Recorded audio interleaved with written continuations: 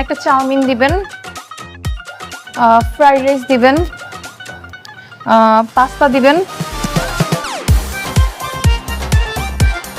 Milkshake দিবেন। থাক না, মানে যেগুলো অর্ডার করছে এগুলোই নেই, অর্ডার দেই নাকি? এক্সকিউজ মি, আর সবশেষে আমার জন্য একটা special falooda please. Okay okay madam. হ্যাঁ যান, নিয়ে আসেন যান। মাইয়া মানুষ ফ্রিতে পাইলে রেস্টুরেন্টে সব খাবার খাইতেছে, অর্ডার দিয়ে আমার ফকির বানানোর চিন্তা। না না সৈকত, মান সম্মান যাওয়ার আগে কিছু একটা করতে হবে। আমি না একটু ওয়াশরুম থেকে আসি।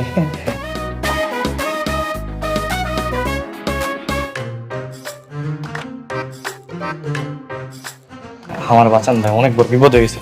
আমার আসলে পকেটে টাকা নেই বুঝছেন, অনেকগুলো অর্ডার দিচ্ছে। আপনি একটা কাজ করেন, এগুলো অর্ডার নিয়ে না, ওনার বলেন যে খাবার শেষ হয়ে গেছে। ভাই আপনার পকেটে টাকা নেই, আপনি দুইটা মেয়ে রেস্টুরেন্টে খেতে যাচ্ছেন, সমস্যা নাই, টাকা শোধ করার ব্যবস্থা আছে।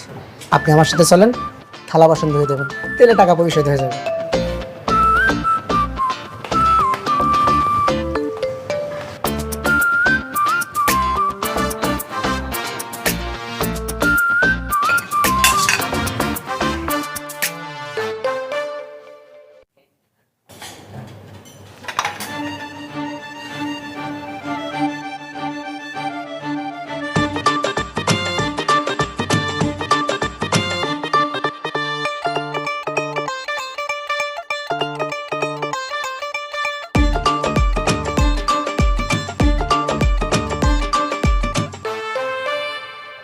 স্যার বিলটা।